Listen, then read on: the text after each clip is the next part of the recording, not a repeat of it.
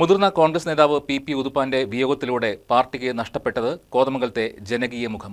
മുൻ മുഖ്യമന്ത്രി ഉമ്മൻചാണ്ടിയുടെ വിശ്വസ്തരിൽ ഒരാളായിരുന്ന അദ്ദേഹത്തെ കോതമംഗലത്തെ ഉമ്മൻചാണ്ടി എന്നുപോലും വിശേഷിപ്പിച്ചവരുണ്ട്.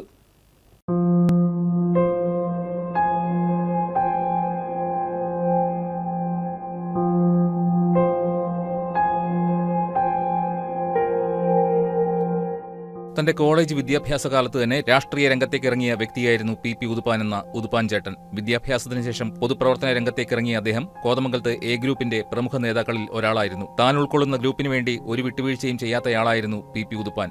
മുൻ മുഖ്യമന്ത്രി ഉമ്മൻചാണ്ടിയുമായി ഏറ്റവും അടുത്ത സുഹൃത്ത് ബന്ധം കാത്തുസൂക്ഷിച്ചിരുന്നു.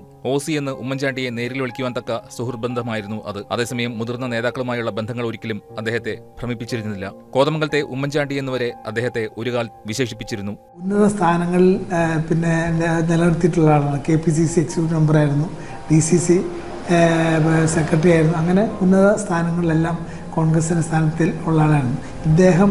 ഏറ്റവും പ്രധാനപ്പെട്ട കാര്യം, ഇദ്ദേഹം ഉമ്മൻചാണ്ടിയുടെ ഏറ്റവും അടുത്ത ഒരു അനുയായി, ഒരു സുഹൃത്തായിരുന്നു എന്ന് വേണം പറയാൻ.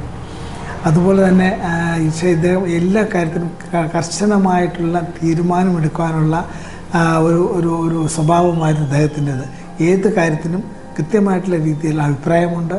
ആ അഭിപ്രായം നടത്തിയെടുക്കത്തക്ക രീതിയിലുള്ള ഫോളോ അപ്പ് എന്ന് വെച്ചാൽ അദ്ദേഹത്തിൻ്റെ സ്വഭാവത്തിലൊന്നായിരുന്നു.